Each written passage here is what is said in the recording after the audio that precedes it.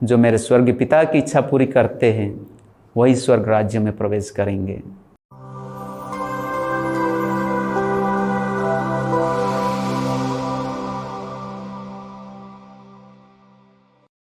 ख्रिस्त में मेरे माता पिता भाई और बहनों, आज के सुसमाचार में जब हम मनन चिंतन करते हैं तो हम दो घटनाएं देखते हैं। पहला यह है कि फरीसी यीशु के विरुद्ध परामर्श करते हैं और यीशु का सर्वनाश करने का तरीका ढूंढते हैं। दूसरा यह है कि यीशु लोगों को उपदेश देते हैं और चंगा करते हैं और लोग उसके पीछे हो लेते हैं। यहाँ हम दो प्रकार के लोगों को देखते हैं। एक वो लोग हैं जो प्रभु यीशु के विरुद्ध है, दूसरी वो लोग हैं जो प्रभु यीशु के साथ हो लेते हैं। यहाँ पर यह सवाल आता है कि क्यों कुछ लोग प्रभु यीशु के विरुद्ध हैं और क्यों कुछ और लोग प्रभु यीशु के साथ हैं।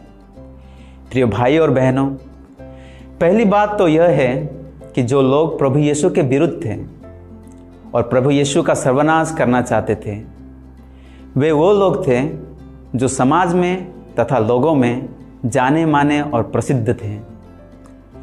वे लोगों को परामर्श दिया करते थे, परंतु वो खुद उस परामर्श के विपरीत कार्य करते थे।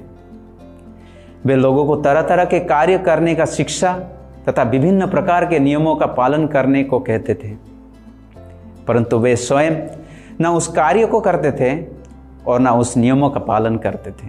इस प्रकार जब प्रभु यीशु अपने शिक्षा, उपदेश तथा चमत्कारों द्वारा लोगों को चंगा करते और उन्हें सही मार्ग पर लाते हैं, तो फरीसियों को इन सभी बातों से उन्हें तकलीफ होती है, क्योंकि प्रभु यीशु का कार्य और चमत्कारों का चर्चा चारों ओर फैल जाती थी और लोगों में उनकी प्रशंसा की जाती थी, जिससे प्रभु यीशु अपने उपदेश तथा चमत्कारों द्वारा लोगों में तथा समाज में जाने माने और प्रसिद्ध होते जा रहे थे, जबकि फरीसियों की प्रसिद्धता लुप्त हो रही थी, क्योंकि लोग सच्चाई को पहचान रहे थे, अर्थात प्रभु यीशु को।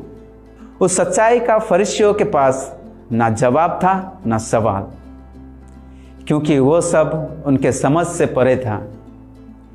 इसलिए वे प्रभु यीशु का सर्वनाश करना चाहते थे। दूसरी ओर वो लोग थे जो प्रभु यीशु का उपदेश सुनते हैं, सच्चाई को अपनाते हैं और बुराई, कुमार्ग और पापमय जीवन को त्याग कर प्रभु यीशु पर विश्वास करते हैं और बीमारियों से चंगा, बंधनों से मुक्ति तथा मृत्यु से जीवित किए जाते थे। प्रिय भाई और बहनों, आज भी हम अपने आसपास तथा समाज में दो प्रकार के लोगों को देखते हैं। एक वो लोग जो बातें तो बड़ी अच्छी करते हैं, परंतु उनका सोच, विचार तथा कर्म उनके शब्दों के विपरीत होता है, और जब कोई और अच्छे कार्य करते हैं तो वो उसे सहन नहीं कर पाते हैं।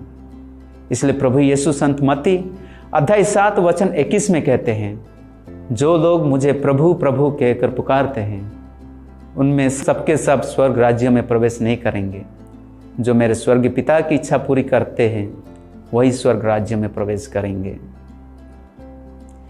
दूसरी ओर वो लोग हैं जो अपने विश्वास तथा कर्म से धर्म मार्ग पर चलते हैं और अपने शब्द तथा कार्य द्वारा लोगों के बीच में प्रभु यीशु का साक्ष्य बनते हैं और लोगों को प्रभु यीशु के करीब लाते हैं, जो कि मार्ग, सत्य और जीवन है।